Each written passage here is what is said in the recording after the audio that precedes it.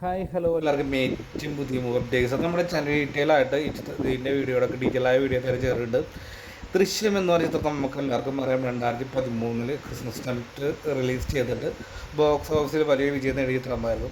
അപ്പോൾ ദൃശ്യം എന്ന് പറഞ്ഞ ചിത്രം ഒരുപാട് ലാംഗ്വേജിലേക്ക് മാറ്റിയുള്ള കഥ നമുക്ക് എല്ലാവർക്കും അറിയാം. അപ്പോൾ ദൃശ്യം എന്ന ചിത്രത്തിന് ശേഷം ഏകദേശം 13 വർഷങ്ങൾക്ക് ശേഷം കിഷ്കിന്ധകാണ്ഡം എന്ന ചിത്രം റിലീസ് ചെയ്ത കാര്യം എല്ലാവർക്കും അറിയാം. ആസുകളുടെ ചിത്രമാണ്. അപ്പോൾ ഏറ്റവും കൂടുതൽ റീമേക്ക് ശേഷം വിറ്റ് പോയിട്ടുള്ള ചിത്രം ആ ചിത്രമാണ്. അതിൻ്റെ കാരണങ്ങൾ നമ്മൾ വീട്ടിൽ തന്നെ വീട്ടിൽ കൊടുത്തിട്ടുണ്ട്.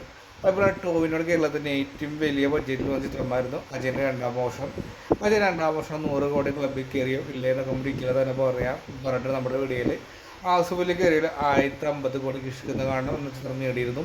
ഏകദേശം 50-നും മുകളിൽ ചിത്രം ഇതുവരെ കളക്ഷൻ നേടി നമ്മൾ ഡീറ്റെയിലായി തന്നെ പറയുന്നുണ്ട്.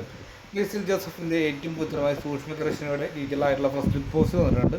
അതിനകത്ത് റിവ്യൂ പോയിട്ടുണ്ട്. അപ്പോൾ ചാനൽ ചെക്ക് ഔട്ട് ചെയ്തൊക്കെ